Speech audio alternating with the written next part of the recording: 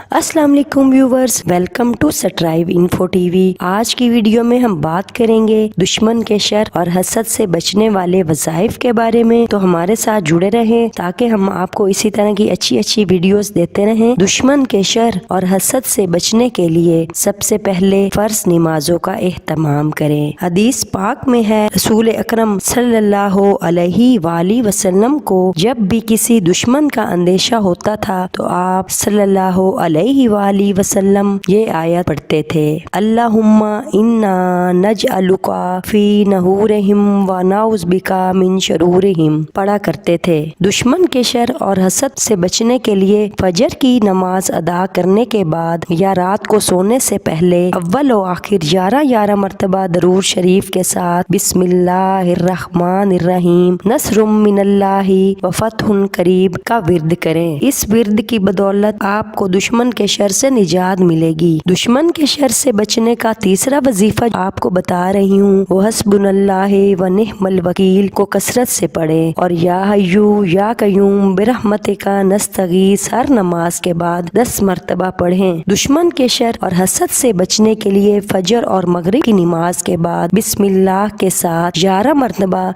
सूरह कुरैश पढ़ लिया करें और अव्वल आखिर दरूद शरीफ भी पढ़ लें। दुश्मन के शर और हसद से बचने के लिए आपने रोजाना किसी भी वक्त बावुजू होके सबसे पहले आपने 11 मरतबा दरूद पाक पढ़ना है। इसके बाद आपने 362 मरतबा ये आयत करीमा पढ़नी है, हस्बुनल्लाहु व निअमल वकील, हस्बुनल्लाहु व निअमल वकील। आयत करीमा 362 बार पढ़ने के बाद आखिर में फिर 11 मरतबा दरूद पाक पढ़ना है। इंशाअल्लाह ताला आप हर किस्म के शर से हिफाजत फरमाएंगे। जब आप ये अमल कर लें तो इसके बाद दुआ भी मांगनी है, इंशाअल्लाह आपकी परेशानी और फिक्र दूर होगी। ये अमल बिला नागा करना है। अगर किसी दिन ये अमल छूट जाए तो अगले दूसरे दिन ये अमल दोबारा 2 मरतबा कर ले। मुझे उम्मीद है कि आज की वीडियो आपको पसंद आएगी। हमें दुआओं में याद रखिएगा। अल्लाह हाफिज।